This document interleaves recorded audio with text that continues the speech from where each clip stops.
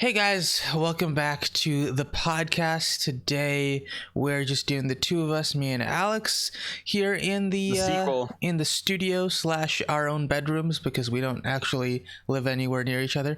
I was gonna say the studio. But yeah, it's been a minute since we've recorded as well. So for those of you that have been already watching the podcast, it's been like a month.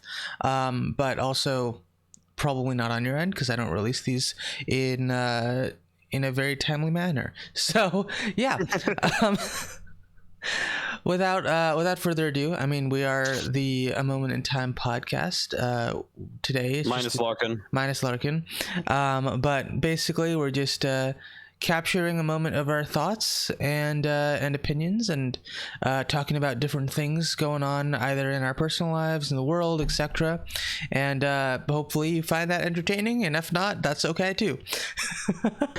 But yeah, to start with, I guess we could just talk about what we've been up to recently. It's been like 2 weeks since the last one we recorded, because I know we didn't do last week. I forget if we didn't do it a week before that. It's been either 2 or 3 weeks. Yeah, it's been a minute. 2 or 3 weeks, right? Yeah, so I know it has been a hot minute. Yeah. But so did you want me to go first? Was this the yeah, you can go ahead first. Okay, well, I'll go first. So what have I been doing? Existing first off. Mm-hmm. That's pretty cool. In terms of the media consumption front, I've been playing a lot of Yakuza 4. Very good game. I'm enjoying it a lot. More than I enjoyed Yakuza 3. So that's good. Mm-hmm. Other types of media consumption. I started watching Attack on Titan this week on a friend's recommendation. I just finished the first season yesterday. Okay. Very good show so far. I'm very intrigued about what is going on, and I am looking forward to watching more. What else have I done? It's been like 3 weeks, and I'm trying to think of anything else I've done. Sat at home, hung out with friends. I have a question in regards to Attack on Titan. Yes. Is the artwork in that show creepy to you? Is it creepy? Yeah. No, I want to say it's creepy. Okay. Why do you find the Titans creepy?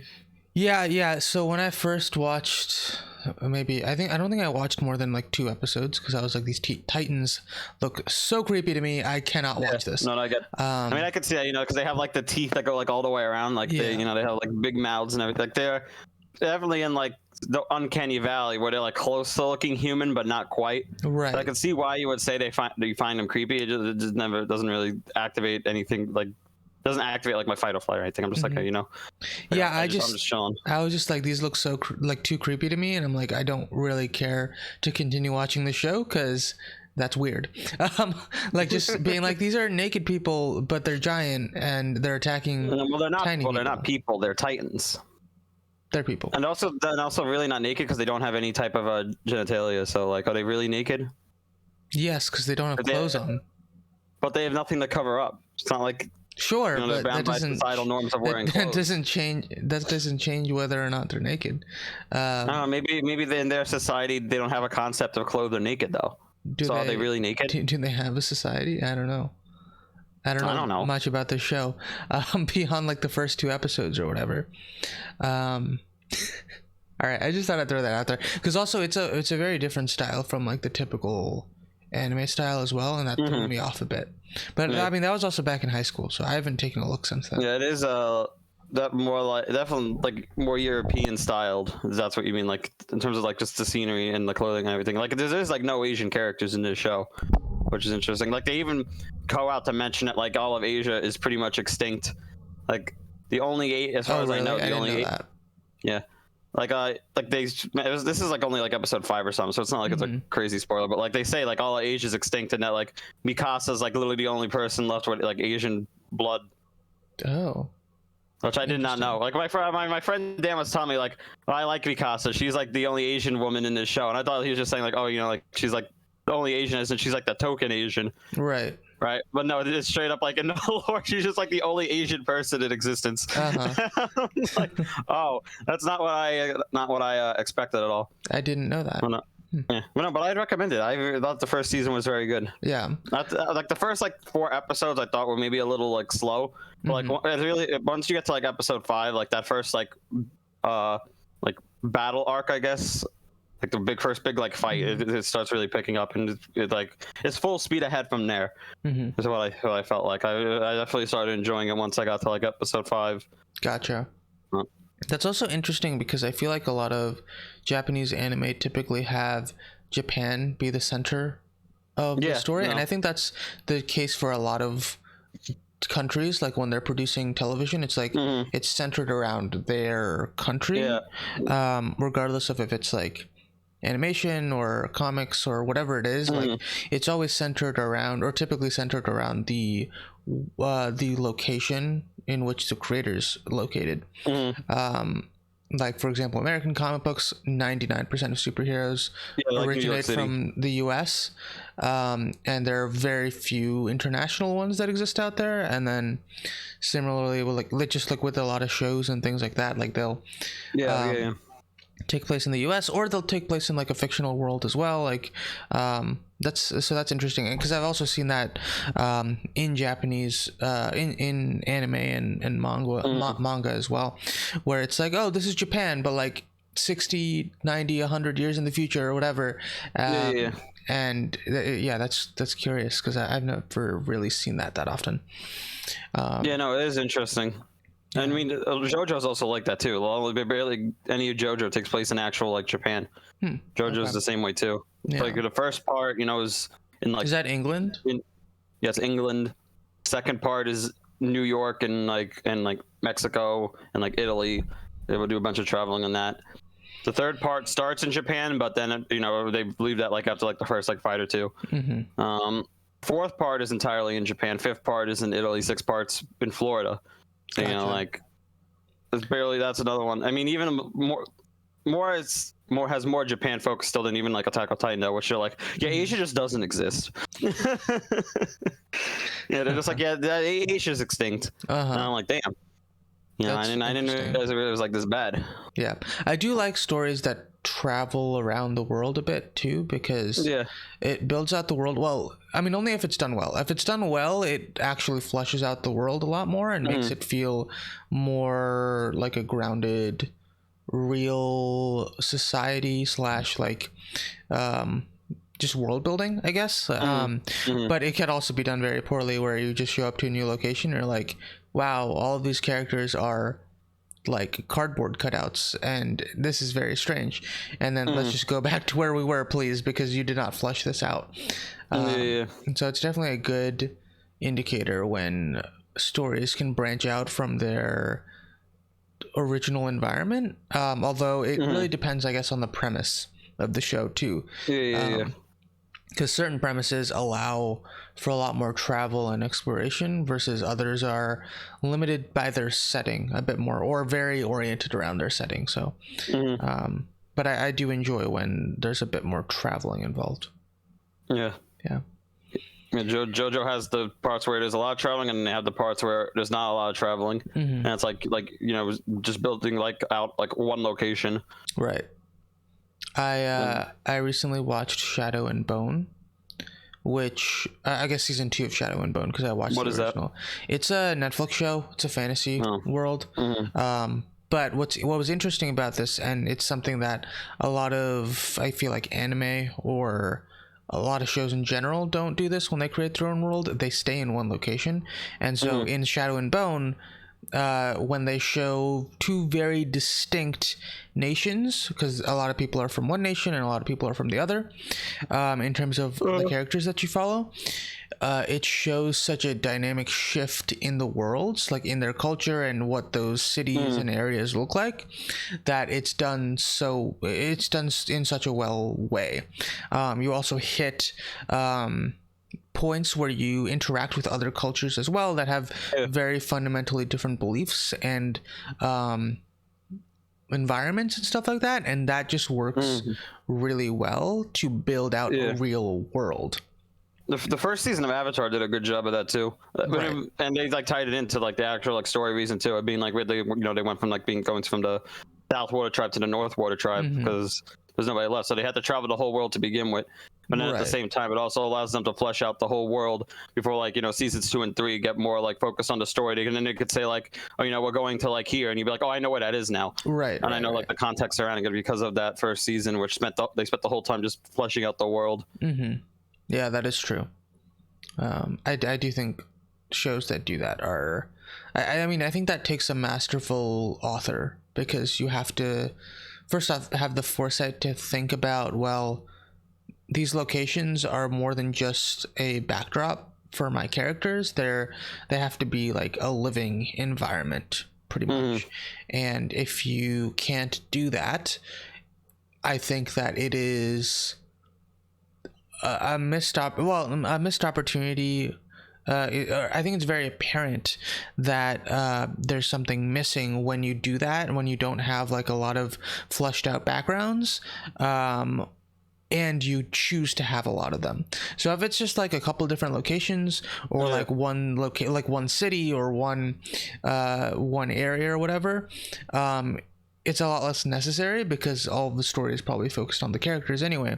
But when you're traveling to different locations a ton, it becomes much more important to make those locations distinct from where you've already been, so that you can understand the new environment and stuff like that. So and honestly, I think that just takes a lot more work to do, because you're thinking more beyond just beyond just your characters and the plot. Yeah, exactly.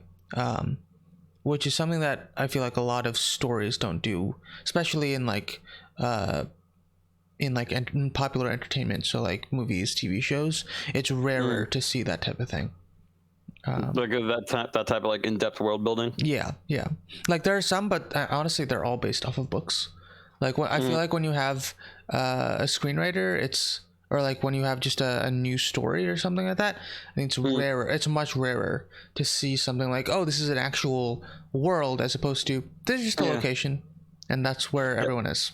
Yeah, I mean they're fresh in my mind, but like the John Wick movies were good at that, like building out like the world in terms of like this whole bounty hunting underground, like the set of like rules and codes that they follow. You know, each movie they progressively build on that more and more, and that's what one of the more interesting aspects. Yeah, you know, besides like the action, obviously you're really there for the action, but like in terms of like there's the story writing, it's like how they build out, you know, the whole lore surrounding like these bounty hunters. Like they're not just like bounty hunters; they have a whole set of like rules and codes that they all follow. And everything, and it's like that was one of the more interesting parts, I thought, which I remember reading too, that apparently like the writers and directors didn't think people would even think about that as much, but they were like, when they were surprised when people were so interested in what like the world building part of John Wick. That really surprised them. I think that just goes to show that it was just that good that they didn't even expect people to attach to it as much as they did. Yeah, that makes sense. But yeah, was there anything else you were up to over the last couple weeks? I got a new chair. Ooh, it looks nice. It is very comfortable. It's got better back support than the other chair.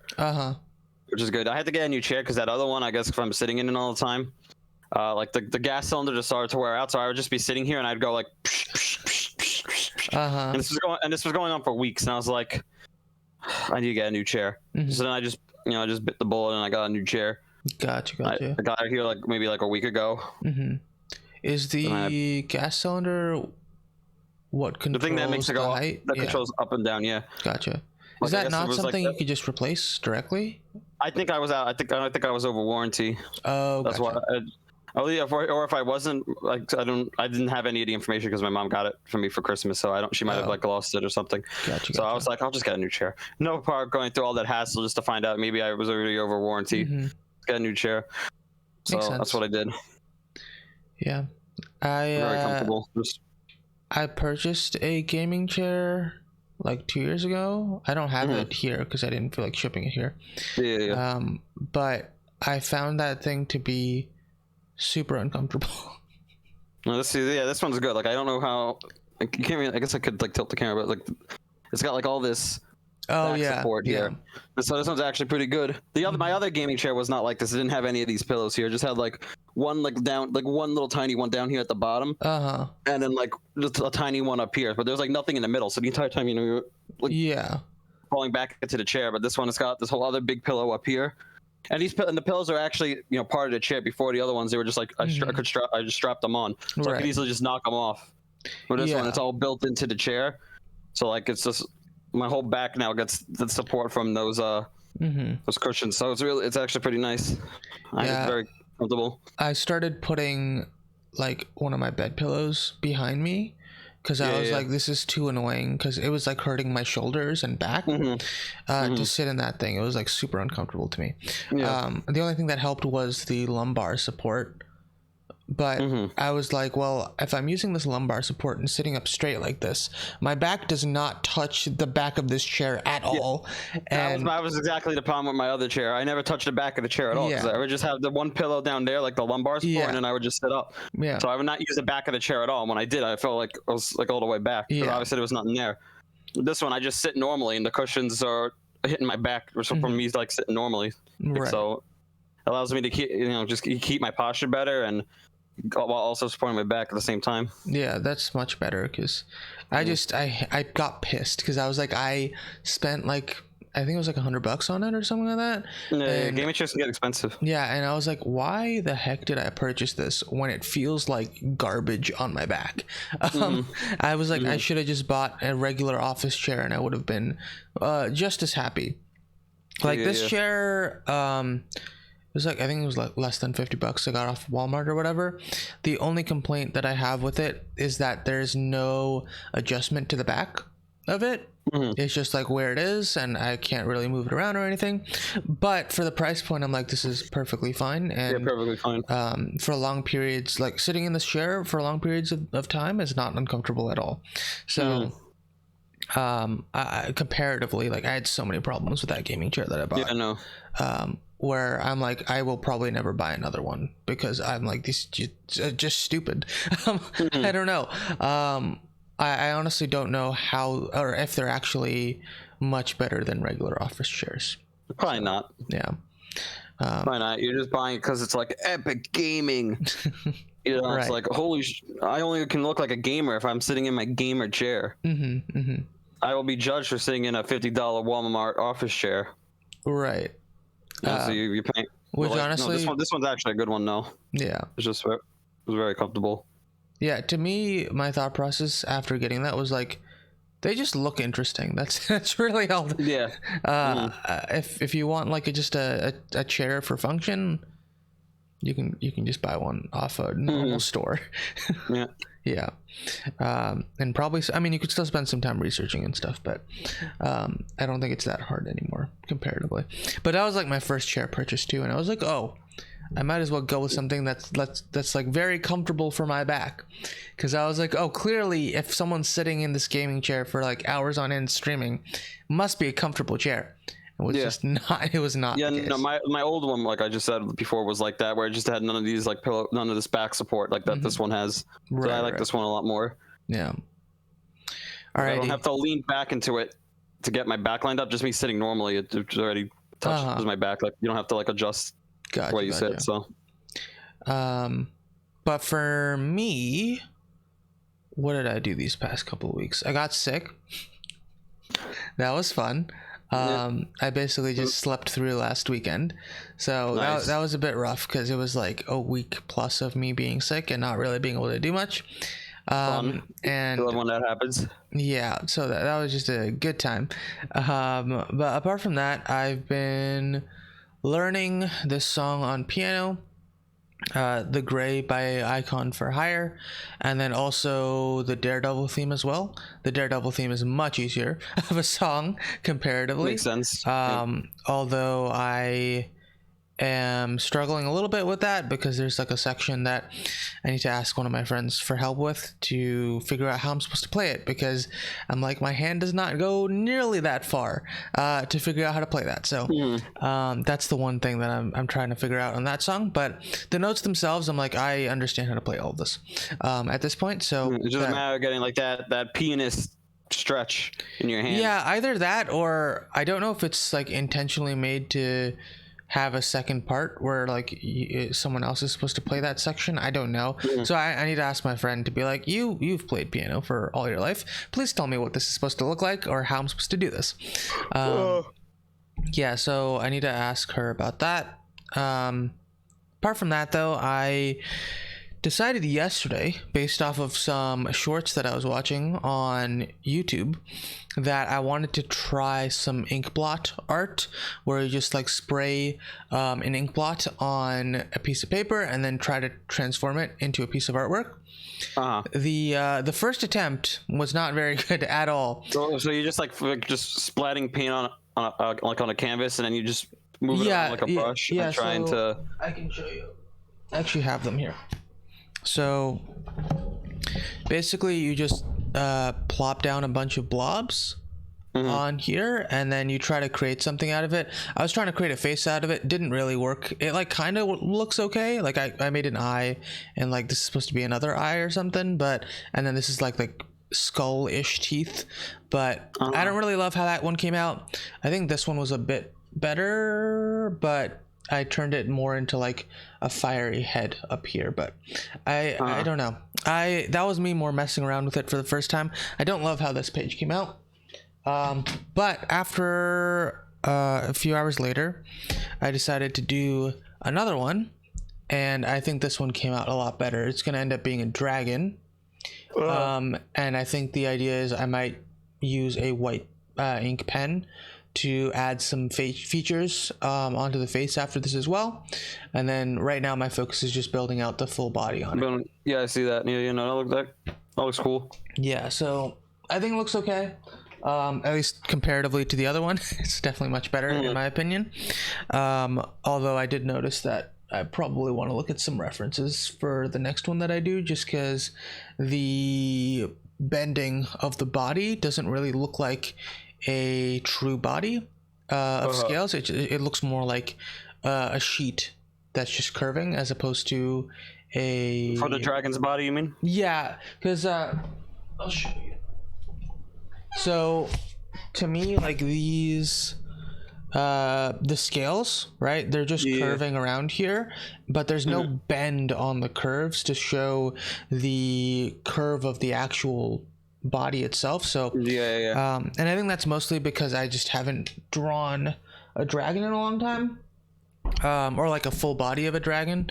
So trying to think about the 3D changes in where those scale locations would be, as well as the shading on that, it wasn't really crossing my mind. And also I was just trying to get this on paper, but again, it's more of an exercise than anything. It's not really meant to be perfect, so I think it's something that I might want to try every now and again, just to get some creative flow going as well.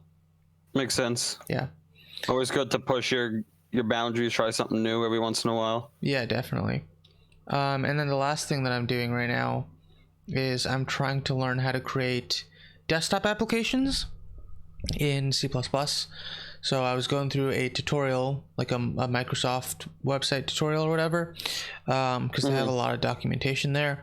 And now I'm trying to figure out how to make slight changes and modifications to that code to make sure I understand it.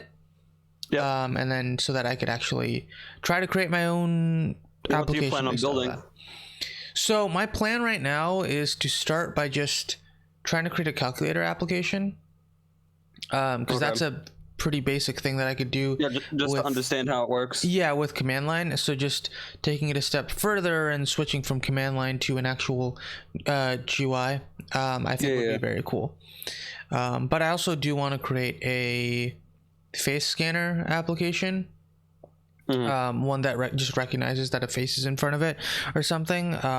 Some more stuff that are oriented around computer vision, since I haven't touched any of that since graduation, and I do want to do a couple projects. I had took like one computer vision class for like graduate school, and I hated that class. Oh, really? You didn't like it? That was not really a field that I found interest in, I guess. I don't know. I was just like, this seems like very complicated for minimal results. Interesting. Like, no. I mean, I took a image processing class and a computer vision class, and then I took 2 different semesters of research with that same professor for computer vision, and then I also took 2 other machine learning courses with another professor, so that was like a good chunk of what I was doing for my master's. Makes sense. Yeah, machine learning is not my strong suit. I was never really a fan of it. Yeah, I just found it interesting as a concept, and I was like, I would be very interested in doing some more projects oriented around that, because no, yeah, it's definitely interesting as a concept, but in terms of implementing it, no, I'm not doing that. I mean, the thing is, for like projects and stuff, you could use existing APIs, so like you don't have to build everything from scratch. That is true. That is the one thing I think that pissed me off the most, is that they had me build everything from scratch, which I get is to make me understand how it works, but I will never ever do that in my life. I'll just be like, oh, I need this, just let me download this API real quick. And the thing is, though, with that's also how we learned how classes worked, right? Like basic like linked lists or other things like that, like what are they called, like trees. And I'm trying to think of different classes that we learned, because it's been a while, but I mean, all of that stuff like was taught to us through figuring out how to build our own. And then I feel like in most classes, at least the ones that I took, we never really touched upon APIs. It was it was more just figuring out how we actually create those things, as opposed to how you would actually use it in an industry setting. I agree. But then again, like I get why it's to understand the fundamentals, but like I'm never gonna have to code it like that in an actual work setting. Right. So I feel like I don't know if it's necessarily. I mean, it also depends, because I think most companies just have their own APIs that they use as opposed to the open source ones. So it would depend on what you're doing, because there would be the developers that are working on their fundamental like classes, APIs, and all of that like everyone else has access to, and then there are the people that use those as well. And so it would just depend on what you're trying to do, I guess. Yeah, because like for me, we have a couple of data types that are made and just used at our company, and that's what we interact with, and that's what we use. We don't create our own classes on the job, because it doesn't really make sense to. No, it would be a waste of time. Yeah, because it's like years of development were used to create the existing classes that we have. So just use those. Yeah, so just use those. Also, just for portability reasons as well. I think your camera is out of focus. It might be blurry on my end. I don't know if that's better or worse. I don't know. I don't know. Could you just look blurry on my end? You look blurry on your end. That could just be a connection thing. I need to just force it to refocus, I think. Yeah. Oh yeah, there we go. Yeah, now you there you go. Yeah. Let me also point it up. You're crystal clear now. Yeah. I mean, that just kind of happens where I'm like, oh, I have this camera and now it's just blurry and I don't know what to do about it. I'm focused on our production value here. So the second I see that it's blurry, I'm calling that out. Of course. We got to be professional here, Albert. Nobody's going to want to watch a podcast with one blurry man. We both got to be crystal clear so they can see our beautiful faces. Of course. Did you get a new camera, by the way? No, because I'm still using my laptop. Why does it look better? Yeah, I think this is the best that you've ever looked. Really? Yeah, because normally I don't know why. I literally have not changed anything about my setup. I don't know. I don't know. Interesting. That is interesting. Well, what were we talking about? Now that people could. Yes, machine learning. Yes. But yeah, it's an interesting field. It's just a lot of, if you actually want to work in it, it's a lot of research papers to read. And I think that's been the biggest thing where I'm like, I don't know if I'd want to have to read research papers and constantly be updating my base of knowledge. Like it's super fast paced in that industry. No thanks. I'm not gonna read any papers. I mean, I like reading research papers every now and again, but it's like I don't know if I'd want that to be my entire life, where I'm oh, I need to read like 10 papers this week and then use that to do something else to further my own research next. And I'm like, that's just a lot. I just learned the code so I could go into Unity and be like, I want to make this guy jump, and then I type something and I hit the spacebar and he jumps. That's all I want to do. make a game and be happy with my life and be like, I made this game that people can play. Which, I mean, I have a concept for a game that I want to make that I might as well make while I can't find a job, do something with my skill set. But I'm just unsure if I want to make it in Unity, which I already know, or if I want to try and make it in Unreal Engine, because I do also want to learn Unreal Engine, but I don't know if I want to take I should just like make something else, like something basic in Unreal just to learn, or do I want to try and make my game concept in that? Right. Is what I'm deciding on at the moment. Gotcha. So I do want to learn Unreal Engine because I only know Unity, and it seems like a lot of jobs ask for Unreal Engine experience, and I'm like, I have none of that. I've never used it before in my life. So gotcha. I'm gonna have to. I wonder if I want to learn Unreal Engine. Nice. I think I also downloaded Unity and Blender as well. I used both of them before. Yeah, I haven't touched. Well, I've touched Unity like very briefly, I think, but those are two things that I think would also be just cool to mess around with. Unity is a very versatile program, even outside just game dev stuff. A lot of people use it for other things besides just game dev. Yeah, and same thing with Blender, because Blender is just, I guess it could be used a lot for animation and stuff too. So yeah, I'm pretty sure you can animate it. Yeah. I haven't messed with that. I just used it for modeling. Gotcha. And then I would just do basic animation in Unity. Right. For it. I do also think it'd be cool to do some hardware projects relating to image processing, although I feel like hardware projects are a bit of a money sink. Yeah, I don't know anything about the hardware. Yeah. That's where the engineer versus scientist comes in. Yeah. I'm a computer scientist, you're a computer engineer. Yeah. I don't know anything about the hardware. The biggest thing is purchasing what you need, right? Like if you have your whatever you need, like then you can do whatever you want. But having to buy like parts and stuff like that, that's like the real nuisance. Yeah. Also, like having to order boards or whatever, like it just depends on what you're trying to do. But they get expensive. Yeah, they can. I mean, it depends on what parts you're trying to get, because also you have to look on like DigiKey or whatever, like different websites that provide a lot of different parts, and try to find parts that are within like whatever price point. It depends on how many of those things you're trying to add to your project, and if you're planning to make more than one, like that also plays into factors and stuff like that. Also, have you heard my stomach growl while we've been recording? No. Okay, just making sure, because it keeps growling, and I'm like, I hope this isn't too super loud. I have not noticed. Okay, cool. But now I will be listening for it now that you mentioned it. Okay, gotcha. I'll be like, comment below if you heard Albert's stomach growl, and leave the timestamp. And then like this video and subscribe. Of course. And then when you finish the video, refresh the page and watch it again, so we get more viewer retention, which will boost us in the algorithm. Of course. Which means other people will find this video, and then the people who just found this video and they're recommended do the exact same thing I just said. To Albert Thomas. But yeah, I do want to do some more hardware projects again. It's just a matter of getting them off the ground, you know. But yeah. Yeah, that's where I'm at right now. Like, I have the concept. It's just a matter of being like, all right, I'm going to sit down and work on this now. That's always like the biggest hurdle, is actually starting to work on it, I feel like. And then once you start working on it, then you get into a sort of rhythm. Right. That is true. That's. All right, I believe you said you had a new topic / segment you wanted to do. Oh yeah, completely forgot. Our new segment, Albert. Because we talk about superhero stuff anyway every week, even when Larkin is here, and then he just says so quietly, we might as well give it a title. Right. This is superhero thing of the week. Okay. That's the title. We're gonna might as well give it a title, because we literally, like, every podcast is always at some point we're talking about something superhero related, and Larkin just sits there and eats his sandwich and waits for us to move on from that topic. That is true. So I'm giving it a title now: superhero thing of the week. But this thing is, I guess this is actually superhero things. Because I thought of another thing.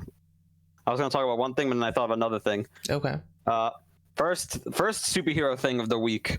Did you see the trailer for the Marvels? I did. Honestly, what are your thoughts on the trailer for the Marvels? Honestly, they should have just made a Miss Marvel movie. That is my thought process on it, because she is the most entertaining part of that trailer, and I suspect she will be the most entertaining part of that film. Yeah, that trailer did absolutely nothing for me. Like, I don't think I was really excited for this movie to begin with. And I watched the trailer and I was like, yeah, I mean, I'll go see because it's Marvel, and I always go see all the Marvel stuff. But like, I I could not care for this movie. I am literally only excited to see Miss Marvel because she probably be the best part of the movie. Yeah. I don't know. I think it's going to be interesting. The only thing that I'd be interested to see is if they're shifting Captain Marvel's personality at all. Yeah. So that like make her actually make her like a cool character. Yeah. Which I think is possible. Like they might do it. I mean, I think it'd be interesting. I honestly don't know anything about. She hasn't even been in anything really since like Endgame, besides like the post-credit scene of Miss Marvel, right? No, she hasn't. But what also, was the point of introducing this character for them to just show up? Like we got Captain Marvel, and they showed up in Endgame, and then that was it. Yeah, she hasn't been necessary. At all. So I don't know. I mean, Marvel doesn't have any through lines really going on that are like easy to see right now anyway. So I don't really know. I mean, I don't know how much of that is because of the reaction to Captain Marvel to begin with. Maybe they shifted some stuff around after that. I couldn't tell you.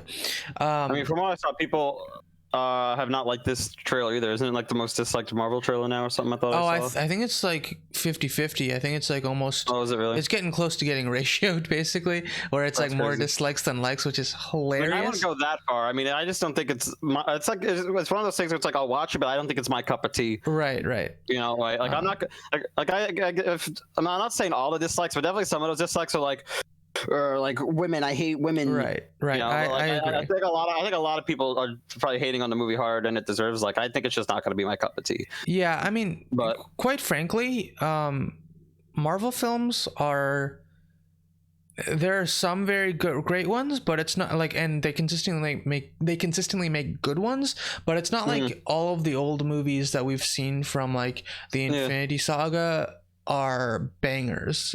There are some like rougher Thor eggs 2. In there. I mean, Thor 2 is just trash, but like, you know, like Thor 1. I liked Thor 1, but it's not the same. It's not on the same level as Ragnarok. Like there is a clear variance in these levels of quality in a lot of these films. Like Iron Man 1 is fantastic to me, but probably looking back at it, I mean, Obadiah Stane, I don't really remember what his motivations were beyond I'm the bad guy. Maybe I'm wrong, maybe I'm misremembering that, but as far as I could tell, like he's a character that has a lot less depth than, I mean, Whiplash had a lot more depth, but that movie wasn't as entertaining for whatever reason. And then comparing that to like Loki or someone like Thanos or like there are levels with which these movies can still be good, but I'm thinking like, look, I don't think the Marvels is going to be the worst movie of the bunch. No, it's definitely worse. Are going to definitely be worse Marvel movies, right? Like with how much content you can't expect. I think that the problem is people it's Marvel and I like Marvel, so everything's got to be made exactly to like my idea. It's got to be tailored. Everything's got to be tailored exactly for me. Right. And like I could look at someone and be like, you know, I don't think that this was made with me, like me in mind. You know, like when Miss Marvel was like, obviously they were targeting like a younger audience with that show, and I was like, you know, I mean, I didn't really. I think the writing was pretty poor in the second half, though, to be fair. But like, right, yeah, I agree with that. But like, you know what I'm trying to say? Like, it's not like I was the intended audience of that show. Yeah. Which, you know, probably left me out of the loop with some things, but it also didn't help the fact that the writing sucked. But like, that's like a completely different argument. I mean, I honestly like. I don't even think that's a Miss Marvel problem either. I think that's a problem with literally every fucking show that they've put out in the last year, because they try to stick to I don't know why they're so hell-bent on sticking to 6 episodes. Yeah, like some stories need a few more episodes, and Miss Marvel was one of them. If you gave it like 2 or 3 more episodes, you could finish off the arc and not have it rushed. Just rushed. The newest season of The Mandalorian, I felt the same way, because you know the previous seasons were 8 episodes, right? And then this season was also 8 episodes, but it was telling like a way bigger story than the other seasons. And then when it was over, because it just ended on Wednesday. I finished it just this week, and I was like, probably could have done with like another episode or 2. Like, I don't know why we're so like hell bent on sticking to, you know, this predetermined format of, you know, 6 episodes, 8 episodes. Like, if a show needs like a ninth episode or a 7th episode, just let them have it. Yeah. Like, and it's like if you want it to be maybe the idea what my thinking is probably the idea is that they want a streamlined, this is the arc, right? We don't want dead episodes, we don't want to lose time, but it's like you still had that with certain shows where it's like, there's only 6 episodes, but there's an episode where you're literally just walking around a planet for 40 minutes for no reason.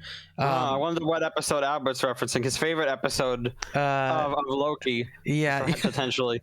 I mean the Lamentus episode is I mean that is what it is. It's literally just walking around a planet with no urgency while it's literally about to explode, and then you just move to the next episode, I guess. And it's like, look, if you need time for these characters, like that episode could have been like half as long as it was, and it would have done the same thing, and just have a bit more urgency with the way that the characters are acting.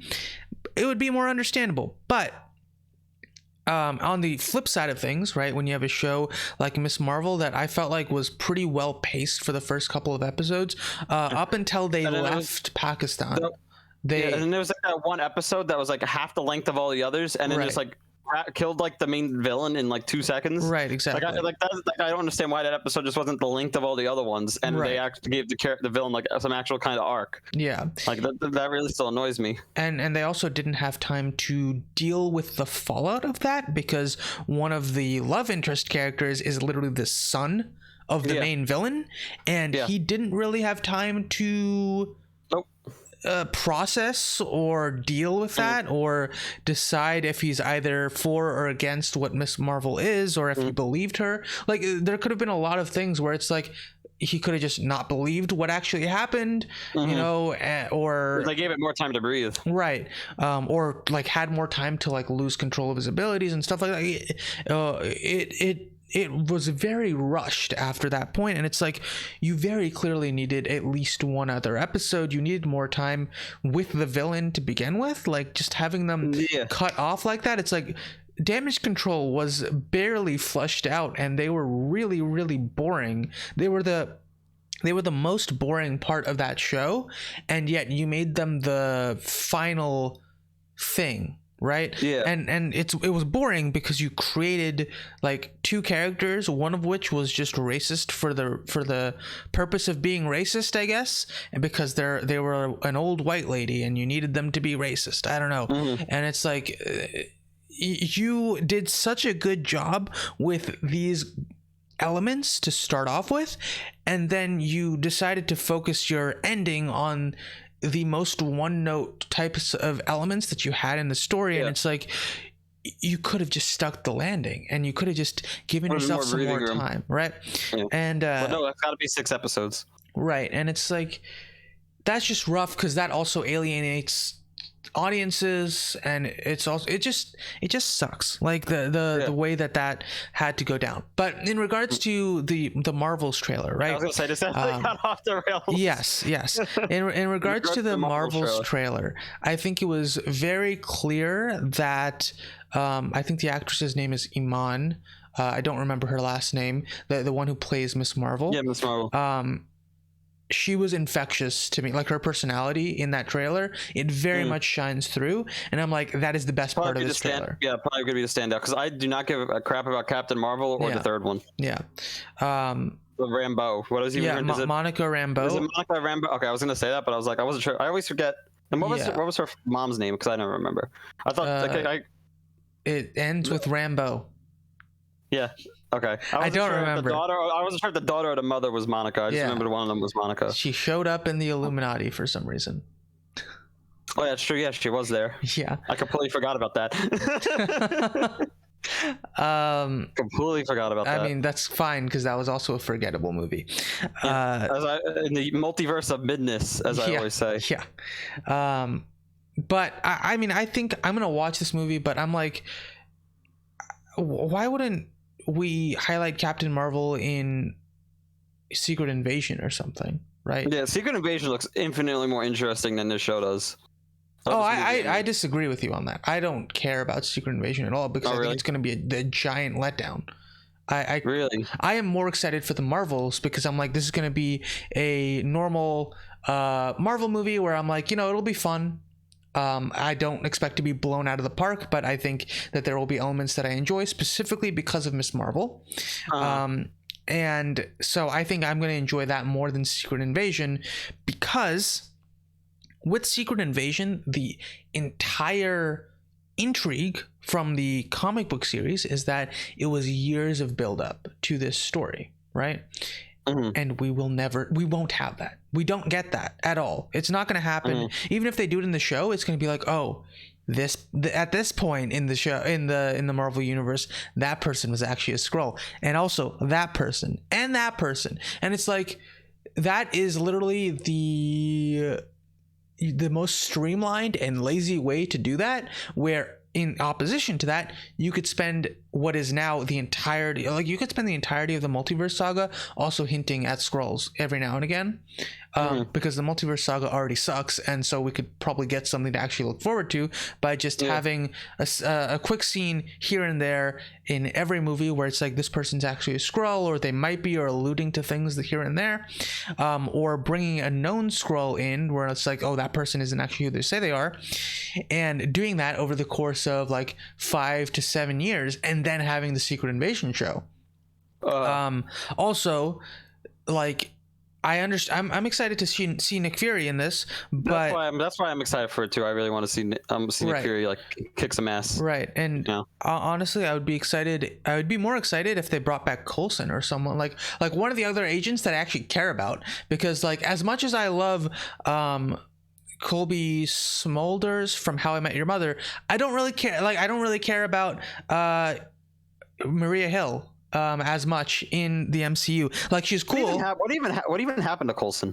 I don't even remember. Coulson died in the Avengers, right? That's what I thought. Yeah, okay, that's what I thought. Yeah. But the thing is though, like, he had his own show after that. I mean, if they hadn't shifted the timelines apart from that ABC show for Agents of S.H.I.E.L.D. to what the MCU was, they could have brought him back. Like, they really could have. But that was a whole thing where Marvel shows were separated completely from Marvel Entertainment, or like the Marvel movies. And so they were treated as basically completely separate entities, and there was no crossover really. And I think that destroyed the capacity for Coulson to come back. I think that they could still do it, but I think a lot of fans of Agents of S.H.I.E.L.D. would still be upset because it's not the same universe type of thing. And so I think Coulson would be an amazing addition to this show, because it would get a lot of people excited for it, but they're not going to do that.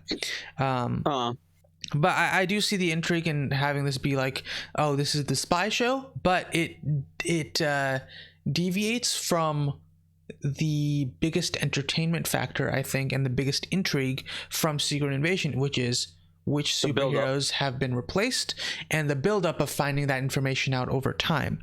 I think in Secret Invasion, the actual story, there is a character that dies, like a superhero that dies, and then they find out that that person was a Skrull the entire time, like for a long time, and this could have been going on for years and years and years, and you don't know, and you can't trust any of the superhero community. And with the way that Marvel is right now, it's like, who is the superhero community? Who are the Avengers? I don't know who the Avengers are. Do they even exist right now? Like, yeah. And for that reason, I'm just like, I'm not excited for Secret Invasion, because there's no characters that I am curious about right now that I want to see in this story. Like, I don't think an Avenger is going to really show up in this story at all, and that's just sucky, you know? If you can't have Secret Invasion with Avengers level characters, if you can't have the Fantastic Four, the Defenders, the Avengers in this movie, it's like, what is the point? Or in the show rather, like, what is the point of it? Because those are the characters that you really want to see, apart from Nick Fury. Not a random guy on the street. Yeah. Like, oh, this random background character is actually a Skrull the entire time. Right. You want it to be like Captain America was a Skrull the entire time. Right. And is what you're saying. I think the biggest failure is that you don't have years of buildup. And it's the same thing with the multiverse saga, where I'm like, this is just, you're throwing things at a dartboard and hoping, praying that they kind of make sense, and it's like they don't. And then the one that hit the bullseye, which was Kang, is completely up in the air now, because Jonathan Majors and everything. So like, who even knows what the hell's going on? Like the one thing that was maybe actually going to be wind up being good. Right. I mean, the thing is though, they can just replace that actor. They can. Oh, 100%. Because of the way that he's been introduced. Doing. Yeah. The way that they've been introduced, and everything that's been going on, it's like you just say they're different variants, man. Like, it's fine, and no one's gonna bat an eye. It's not gonna be a problem at all. Yeah. I don't know the specifics of all of that stuff, just because I haven't really been following it, because I don't really care anymore to follow a lot of superhero news. But you know, we'll see what happens there. Yeah. What was the other thing apart from the Marvels? Oh no, it was just another superhero thing of the week. Yeah. I had another superhero thing of the week, not related to the Marvels at all. But I was gonna talk about it, but then I haven't gotten around to watching it yet, which was the Power Rangers 30th anniversary special they just did on Netflix. Oh, okay, yeah. For the once and all, I think it's like Mighty Morphin Power Rangers Once and Always. Mm-hmm. I was busy watching Attack of Titan this week, so I haven't gotten a chance to watch that. And I don't know if you have watched it, but I was like, that could be a thing to talk about on this superhero thing of the week, because Power Rangers are technically superheroes. Right. But then I was like, wait, I have not watched it yet. I also haven't watched it. I mean, I enjoyed Power Rangers as a kid, but I feel like when you were watching it, watching through everything again, I was like, I don't understand how you're like doing this, because I feel like it's very clearly a kids show. And so I was struggling to continue to watch it, because I'm like, oh yes, these fight sequences are just fun, cool. Especially once it became like the Megazords and stuff. I was like, you know, do I really need to watch this? I don't think so. And I feel like the Nickelodeon ones just felt different as well. No, the Nickelodeon ones suck. I'm not up to those yet. I wasn't up to those before they took them off Netflix. I was watching like the Disney era stuff. Gotcha. Which is actually pretty good. Yeah. But like the Nickelodeon stuff supposedly sucks, but I was not up to that one before they removed them off Netflix. I mean, so. I just have a special place in my heart for Dino Thunder and Ninja Storm, because those are the ones that I loved to death. And so because of that, like I will always watch, like I could rewatch those all day. Mighty Morphin, I never really watched those like clearly from start to finish. I would just pick up episodes every now and again. I think I also watched a bit of SPD as well. That's my friend Michael's favorite is SPD. Okay. Yeah. Oh, and also Mystic Force as well. I watched that too. Yeah, I mean, those are all good. Those are all the Disney era ones. Those are all good. Yeah. So those are the ones that I remember fondly. But because I never really watched Mighty Morphin, like beyond seeing Tommy on screen, I was just kind of like, oh, it's the older Rangers, right? And I think the actor that played Tommy passed away last year, right? Yeah, it was like over the summer he committed suicide. Yeah. Jason David Frank. Yeah. And so I don't know if he's not in this movie, right? He wasn't gonna be in it regardless. He was doing his other thing. He was doing some other movie. Gotcha. At the time, so he wasn't gonna be in this regardless. I do think in the trailer, don't they show the Green Ranger? They do show the Green Ranger. Yeah. So, which is why I'm curious. I'm curious to see what they're doing with that. I guess it's just gonna be, you know, some classic Power Ranger stuff where he's just in the suit the entire time, and they just get some guy who sounds like Jason David Frank to just you know, say a couple lines and then go like yeah, and then like, you know, or maybe even use old sound bites. They could probably do that. Yeah, they could do that too. Yeah, he's been in the Power Rangers universe for such a long time. They probably have a lot of stuff that they could potentially reuse.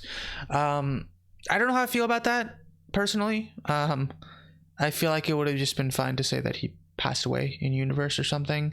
Or they could have like pulled from the comics and had it be like his kid or something, because in like in the comics his like kid eventually becomes a Power Ranger. I think he joins like SPD or something, so you could just be like, you know, for the special, be like, take up your father's mantle, yada yada yada, right, become the Green Ranger, you know, save the day, and then go back to being an SPD Ranger or whatever. You could have done something like that too, because I think they did that for Trini. I'm pretty sure. I know that they have a person. I'm pretty sure they have someone playing like Trini's daughter, because obviously the actor who played Trini died. Trini? You know, in the Yellow Ranger. The original first one. Oh, okay. Yeah. The original one. Yeah, the one that she died like in a car accident like in the 90s. She died only like in her 20s, so obviously they couldn't get her back. Right. But I think they cast someone else to like play her daughter, and I think I haven't watched it yet, but I think they were like, from the trails it seemed like she became like the Yellow Ranger or whatever. Will this refocus? But I have not watched it yet, because so I can't say. I was busy watching, like I said, I was busy watching Attack on Titan and the Mandalorian season finale, so I didn't get around to it yet. Sorry, I'm trying to refocus this camera. Oh no, go ahead. Go ahead. There we go. I'm like, what is going on here? Like I said, Albert, it's all about the production value here. Of course. On this thing. Yeah, but I figured I'd bring it up because I didn't know how interested you were, just because I know we talked about Power Rangers before. I was like, I wonder if you've seen it or not. I don't know. It's something that I might throw on at some point if I just see it on Netflix or something like that. But I'm probably not going to actively look for it, I guess. Fair. Just because I think I've very clearly outgrown a lot of things now, and I think Power Rangers is one of them. I think I would typically, if I would watch Power Rangers again, it would literally be like those 4 seasons that I just mentioned. Dino Thunder, Ninja Storm, Mystic Force, or SPD. Like those would be the ones, because those are the ones that I that was like the time that I was actually watching them. Yeah. And I think that has a place in my heart, but beyond that, I'm like, I don't really need to see more. And there are definitely cheesy elements to that franchise, and that's why I love it. I love how like just absolutely like low production and like cheesy it is. That's what really gets me. Is just the absolute insane like campiness of it. Right. Yeah, I feel like it just depends on my mood too, because sometimes I want things that are a bit more 100%. Campy, but typically I want like more drama related things and stuff like that. Like, so Power Rangers is definitely like peak, like I'm turning my brain off for like 30 minutes. I was like, I don't want to think about something too deep right now. Just let's watch some people in like colored spandex beat up some other people in colored spandex for like 25 minutes and then call it a day, and then they explode and you're like and apparently there's no damage to surrounding property, but that's okay. No, not at all. Not at all. The explosion only damages the enemy, obviously. Of course. Yeah, it's an interesting series. I don't think Power Rangers will ever die off because of that. Probably not, no. Also, like it's like the nature of the show where it's like, oh, we're entering a new era. I do think they're gonna struggle soon with like naming and power sets and stuff like that, because I'm just like, I feel like they've repeated stuff now, right? They've done well. They did, obviously the original series was dinosaurs, and then Dino Thunder was dinosaurs, and then there was Dino Charge, which was dinosaurs. And then the most recent one was Dino Fury, which was dinosaurs. But I mean, like, that's also because, they just adapt whatever the Sentai is doing. Right. So it's not so the Sentai also has just done dinosaurs a bunch of times. I guess the Japanese just love dinosaurs. Sentai is the show. That's the Japanese show that they use the footage from. Okay. Gotcha. Even though the new season, it seems like it will be interesting because it is not adapting any Sentai footage at all. It's completely original. Oh, really? It is custom suits, custom made suits and everything. Yep. That's cool. It is a direct continuation of the previous one, like how back in the day, you had like Mighty Morphin go to Zeo, and it was like the same people just in different suits. They're doing that again now. Oh, like the that's newest cool. season. Yeah, I think it's like Dino Fury, and then the newest one's like Cosmic Fury, and it's like they went to like space or something. I don't know. They somehow got to space, and now they're like Back in space. Nice. Yeah, and now they have like new, completely custom suits and everything. So it's not even adapting any Sentai. So it'll be interesting to see how that goes because they've never done that before. Completely original. Gotcha. That is cool though. Yeah, I'm curious to see what people say about that. It seems like the newer stuff has actually been pretty good from what I've seen, according to people online. I do think that the coolest part from the old shows was the idea that certain characters will continue on every time, right? It was like the first. There was like the 3 seasons of Mighty Morphin, and then it was like Zeo, Turbo, and in space they're all just like one big storyline. Right. They all continue from where the previous one left off. It's just like the same characters, but for some reason, whatever happened, they needed different powers now. Right, exactly. To conquer whatever's going on, so. Yeah, their power source has been destroyed. Yeah, power source has been destroyed, or the enemy's, more powerful. So now you also need to become more powerful, and now you drive a car because that's more powerful. Yeah. And that was definitely the coolest part of the older season. Is that how the older seasons, how they were all connected. Yeah, that makes sense. Then they went the Sentai route of each season being its own thing, except for the occasional crossover. Right. Yeah. An interesting thing. I did also want to mention, since we're talking about superhero related stuff, I have one thing that's news, and then I also have one thing that I just watched, which I watched The Boys. Well, you did watch The Boys. I was very pleased. All 3 seasons? Yes, I watched all 3 seasons last week because I was sick. That is a great show. Yeah, I was sick and I was like, I need something to do, and I've been putting off watching the show for so long, and so I watched all 3 seasons. Such a good show. It is such a good show. It might be the best show I've ever watched. I don't watch a lot of TV to begin with. So when I watched that, I was like, wow, this is like on a whole nother level compared to like some of the other stuff I've seen before. I think it is a great show. Yeah, I think the only superhero show that is even comparable to me in terms of quality of writing and story is Daredevil. Maybe Jessica Jones as well. I think that there's nothing that Marvel has put out on Disney Plus that is even remotely none of that even touches the feet of this show. It's like not at all. And it's very the writing clear. And everything's on a whole other level in The Boys. It's not even comparable. And I'm fairly certain that there are elements of The Boys that are toned down from the comic books. I don't know anything about the Boys comics. All I hear is that the Boys comics are absolute dog shit. Oh, really? Terrible. Are they terrible? Yeah. That's what I've heard. All I've ever heard about the comics is that they are god awful, and then people are like, "I can't believe that they actually even adapted these comics into a TV show." That really they even funny. Got the green light on it because the comics were that bad. Like people were really surprised that they even got a green light, and then it turned out to be like one of the best shows on TV. That's interesting. I don't know anything about the comics. The only thing I've seen is people say like it's really. They say it's like way edgy to like the extreme. It's like it's your classic like over. It's just gratuitous. It's just edgy to the extreme. Like apparently I saw online there's like some scene where like Homelander just eats a baby. So it's like that kind of like, oh my god, he's so evil. He ate a baby. Wait, is it the baby from season 1? I have no idea. That's all I don't know. That would be really funny. That'd be really funny if I forget what her name is, but the person that was like in charge of him that he was like weirdly obsessed with, if he just ate her baby. I don't know anything. Like I don't think the comics are as nearly as deep or as deeply written or anything. It just seems like they are complete that typical mid 2000s oh, we got to be edgy for the sake of it, like dialed up to 11. Gotcha. All I heard is bad things about the actual comics. Like I said, to the point where people like the fact that the show even got greenlit to begin with is like insane. That someone was like, we're gonna adapt these comics because nobody likes them. They're terrible apparently. Right. That's funny. Yeah. I'm just really excited to see when the next season. I think the next season is going to be the last one.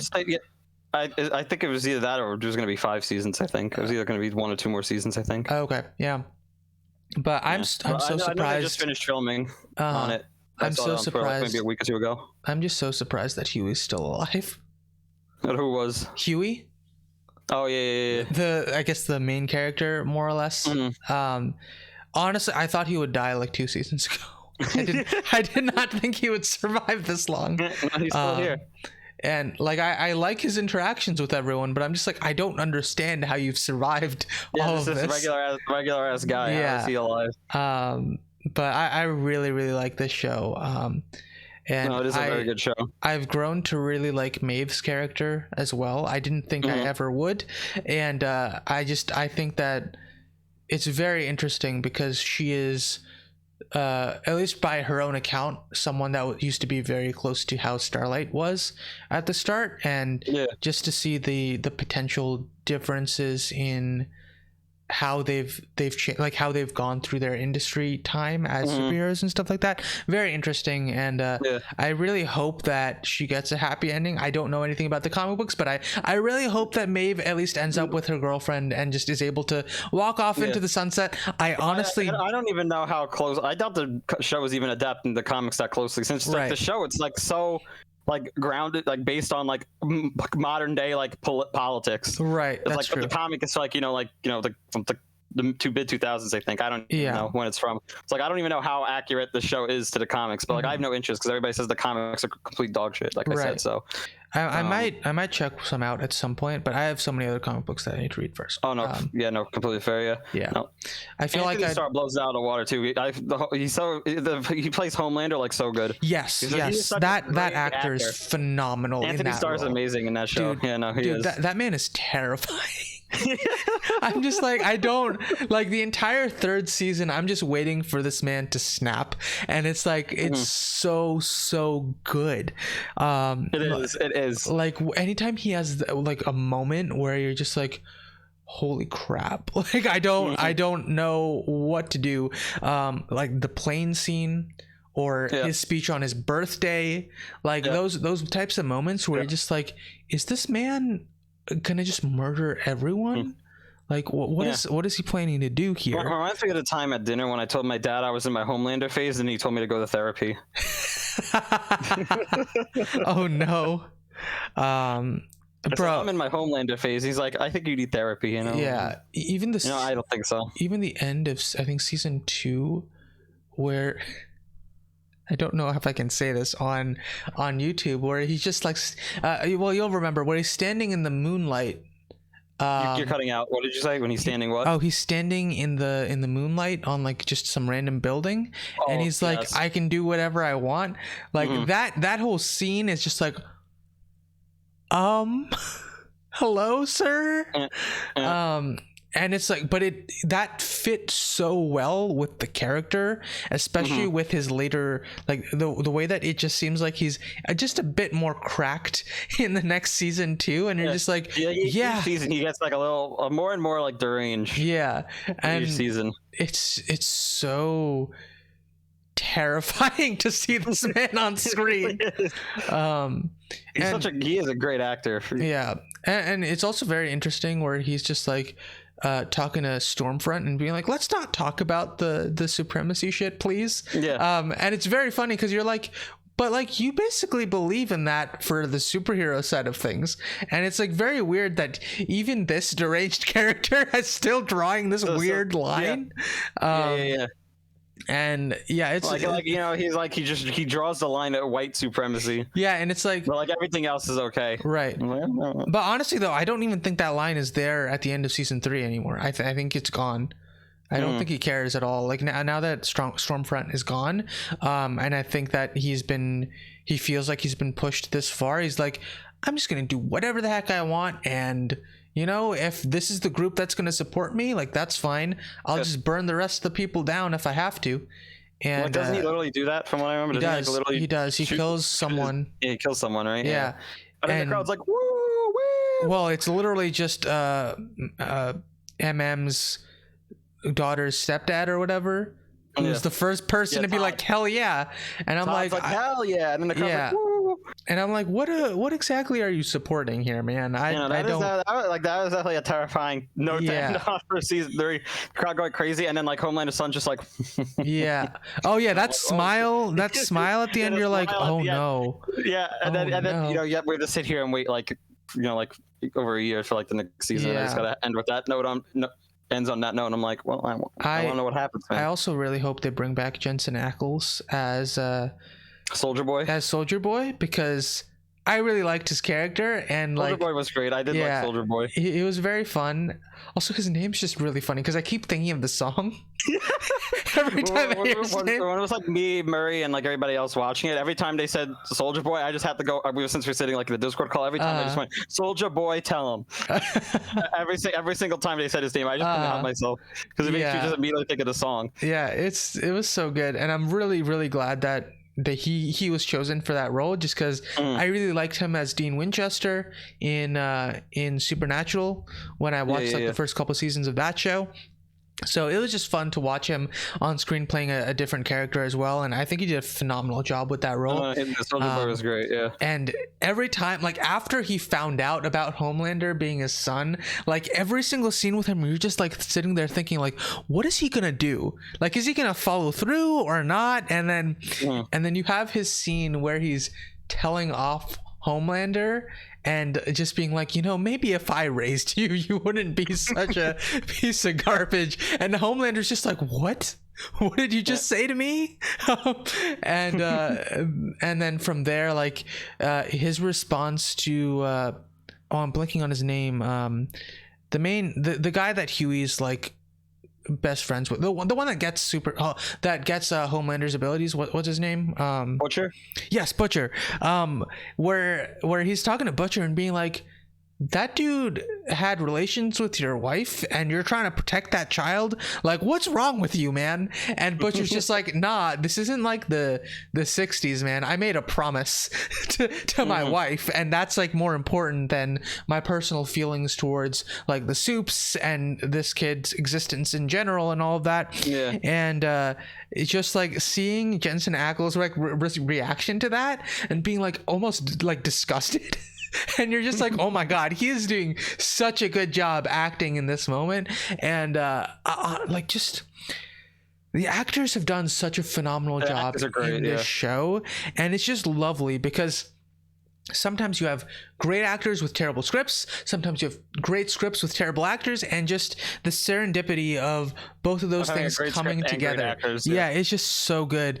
And the writers are knocking it out of the park every season. I mean, I guess now they're it's not, I honestly thought that a lot of this was them just adapting specific stories from the comic books, but I guess if it's not that, I mean, even more kudos to the writers. I don't know how closely it is to the comics, but I doubt it is, like I said, just based on how like it's just like so like such like a modern political commentary. I doubt it can be that close to the comics, right? I mean, it's like just using the same characters and it being like the general concept of you know, like the boys going after like Homelander, right? Like I don't know how much of it can really be I mean, I think Butcher's story is pretty universal. I don't think that's changed at all. That's what I'm saying. Yeah, I highly doubt that. General, that general idea of like the boys going after Homelander because, you know, but he had, you know, he like, you know, I don't know what I could say on YouTube, but they non-consensually engaged with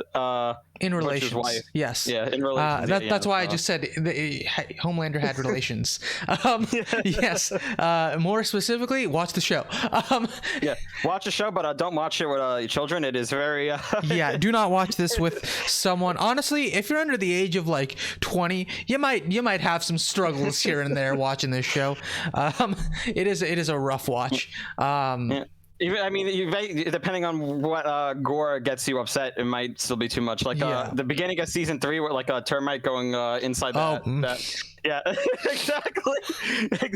I saw. So honestly, I think Murray probably had the exact same reaction. He was like disgusted the entire time. Yeah, I think I am like more desensitized to a lot of violence in TV shows now because I grew up watching the Vampire Diaries and the originals, and they just rip hearts out and rip off heads all the time in those shows. No, I'm pretty desensitized to it too. Just I'm like on Call of Duty at the age of like 12. Yeah, and also like I watched Invincible, and like I feel like the mix of that where it's like Invincible has a lot of like blood and gore, but it's animated, so it's not as visible. It's animated, and then the Vampire Diaries and the originals has a lot of people lopping each other's heads off, a lot of torture and things like that going on, but it's not as graphic as the boys. And it's like I feel like those two kind of mixed together to be like, well, this is just kind of like the next progression, I guess. Yeah. And to me, that's both like freaky and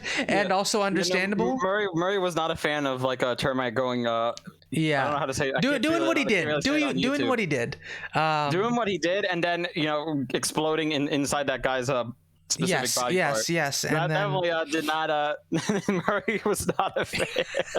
I mean, we were watching that. He's not alone in that because I was curious about like I was watching a few reactions for the boys after I finished the show just to see what other people were seeing as they were watching the show, and just naturally speaking, like if you're going through episodes in season like seeing different scenes in the different seasons, like you'll end up just through like autoplay or like even just in your view seeing that opening sequence for season 3 as well. Definitely wasn't looking for that to realize how people were reacting to it, but just seeing people's faces and being like, oh my god, is this happening? Is this really happening? Like what? And it's just like some people just being like, okay, please just tell me when this is over. And I'm like, yes, definitely understandable. I totally understand why people reacted in that way. I don't remember. I think I was mostly unfazed. Yeah. I'll say mostly because it was still a sensitive area. Yeah. I mean, honestly, they've had that specific body part used in other scenes where it's like, this is apparently just another appendage that you're able to control, and that happened. Yeah, that guy. Yeah, and you're like, that guy's whole superpower. Yeah, you can just make it like 10 feet long. Yeah, and there are two of those people. We have found one of those in the asylum or whatever, where people were being experimented on as well. And you're like, so you've seen that a few times, and it's like, oh, that's disgusting. But like, I feel like they worked up to that a bit, and it wasn't as like jarring for me. Definitely like, yeah. Also, the passing of that character subsequently was like, oh. Well, actually, no, he didn't pass away. He somehow survived. I don't know how he survived that. What Butcher did to him at the end there, but apparently he lived. Good for him. Yeah, I mean, good for him, man. He survived somehow. Yeah. If people want context of what we're talking about, just watch the show. Just watch the show, man. I can't say it on this platform, man. It's. And we will be kicked off YouTube in about like 2 seconds. Yes. Just watch the show. Just watch the show. It's a good show. It's a good show, but like, just curb your expectations. Like, it might be something that you can't watch. Like, there are very clearly disclaimers at the start. Disclaimers at the start of every episode. Yes, right? Yeah. To be like, if you can't handle this, don't watch the show. Yeah. Maybe start with the Vampire Diaries or the originals or something. See if you can handle that. You know. Because that show also, it's like there's a lot of death, especially in the originals. So, or like if you can watch Game of Thrones, you know, it's a similar vein. Although I think that this is more gory and terrifying than Game of Thrones, in my opinion. But yeah, I'm excited for the next season. Me too. Very excited. Yeah. Alrighty. Was there anything else that we wanted to discuss today? No, not necessarily. I could read you my OMG fact.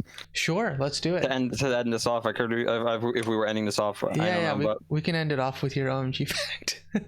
OMG, this is yesterday's. I could give you yesterday's and today's. This is yesterday for Friday, April 21st. Rats laugh when you tickle them. Okay. Okay. And then today's fact. The average person has 100,000 hairs on their head. Each hair grows about 5 inches or 12.7 centimeters a year. Interesting. That seems pretty low. I would have guessed more than 5 inches considering how much I have to get my hair cut. But well, I mean, you keep your hair short, so. I do keep my hair short, to be fair. Also, I'm pretty sure the more you cut your hair, the more it promotes growth as well. That's so rude. Why can't it just like stay like the perfect length for like forever? I mean, it's also kind of annoying because whenever I've grown out my hair, I just didn't go to the barber, and I'm like, oh, it probably would have helped to just get a little trim every now and again to promote more growth. But you know, it is what it is. But the rats laughing, I mean, that's clearly true because Master Splinter probably laughed in 1 or 2 episodes of Teenage Some of Mutant these Ninja facts, I refuse to believe that some of these are even real. Let me see. What was one that was like stupid from the other day? Let me see if I could find it. I mean, have you seen those rodents that like give themselves showers or whatever?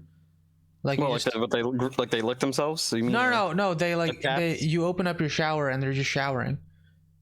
I forget what they're called. They're not rats, but like there's another. You open up your shower like they're in the shower with you? No, you just find them. Like you see them cleaning themselves in like a sink or like a shower or something. And I can't say I've ever. Yeah, I've seen a few videos of them. I forget what they're called. I don't think they're located in the U.S., but yeah, I've seen videos where I'm just like, that is insane. But I'm like, you know, if they're smart enough to like literally just look like they're showering like a normal human being, like on like 2 feet and just like using their arms to clean themselves, you know, I believe that they laugh when you tickle them. On a clear night, the human eye could see a candle burning from up to 30 miles away. I don't believe that because I don't have great eyes. I want to know. Leaving the bottle, Heinz ketchup travels at 0.028 miles per hour. That's not fast at all, so sure. Kissing can reduce tooth decay. The more you know. Yeah, I don't know if I believe that. Are any of these other ones interesting? No. Don't care enough. There we go. There's some OMG facts for the people at home. Alrighty, guys. Thank you guys for joining us today. I hope you enjoyed us giving you some updates on our life, as well as spending about like 45 minutes or so to discussing different things going on in the world of superheroes. Oh wait, I forgot. I forgot my other event that's going on in the superhero world. I almost completely ended off with that. Stephen Amell is returning to The Flash for one episode. Was that the CW show? Yes. Who was that? Who was the Stephen Amell? Stephen Amell is the Arrow, so he's Green Arrow. Oh, he's the Arrow. So he's returning for an episode. I think he's still technically the Spectre. So I'm gonna be curious to see what they do with that. I don't know if I'm gonna watch the episode because I haven't been watching this season of The Flash. I've never watched a single CW show, so I have no comment. Wait, have you never watched Arrow? Nope. Wait, you never watched Arrow? No. That's dumb. You should have watched the first two seasons of Arrow. Have you not watched the first two seasons of Arrow? That's unfortunate. I have not watched Arrow. Also, from all accounts, I hear that Superman and Lois is fucking amazing. Like, I think my dad actually watches that. I think. Yeah. If my dad is watching a CW show, it must be good. Yeah, because I'm seeing thumbnails being like, "How is Lois and Clark on the CW?" Like, people are just shocked of how good this show is, and I think that's been an all accounts thing since the start of the show, where it's like, this is a fantastic series. Like I said, if my dad's watching it, it must be good. Yeah. But I haven't watched Superman and Lois yet. Me neither. I have not watched anything from the CW, as I just said. It's just something I've been putting off, especially with like the death of the Arrowverse, as far as I can tell, where I'm like, I don't really feel the need to watch another show. But if I was to, it would be Superman and Lois. Like, that is the show where I'm like, people are very much like, this show is insanely good. And so I think if I ever watched a DC TV show, it'd probably be that one. Yeah, I was probably gonna watch Peacemaker soon, because I remember you saying that was good. Oh yeah, that was fantastic too. Yeah, no, I have to watch that. I think me and my dad will watch that now that The Mandalorian's over. We have no new shows to watch. Right. Like, we were gonna start watching that. But I'm excited. I feel like I might potentially just watch that episode of The Flash. Maybe. I'm not 100% because there are characters in that show that I just find insufferable, and I don't think that they should still be on the show. But I feel like I might just be curious. I might just watch some scenes from that show, from that episode, to be like, well, what did he do? What's going on? Especially because John Diggle, who's also another character from Arrow, is also going to be in that episode. So just thought I'd bring that up. I didn't know that you didn't watch that show. So I did not. I've not seen Arrow, so I would not know. But yeah, that is all I wanted to mention for this episode. Superhero thing of the week times 3, because it's been like 2 to 3 weeks since we last recorded, so we have to catch up. Right. Stay tuned for the next superhero thing of the week next week. Alrighty. Or I guess whenever we record again. Yes, that is true. We'd have to record again. Honestly, it's looking like it's going to be a while. All right, so get ready for a superhero thing of the week, like 5 times. Yes, exactly. Because we'll have 5 weeks of stuff to talk about probably. Alrighty. Bye, guys. Hope you guys enjoyed. If you liked the video, please like the video. Subscribe for more videos from me on this channel. Also, if you're on Spotify, just follow us there as well. And yeah, let us know what you thought about the different things we talked about in this episode. See you guys next time. Bye. Bye-bye.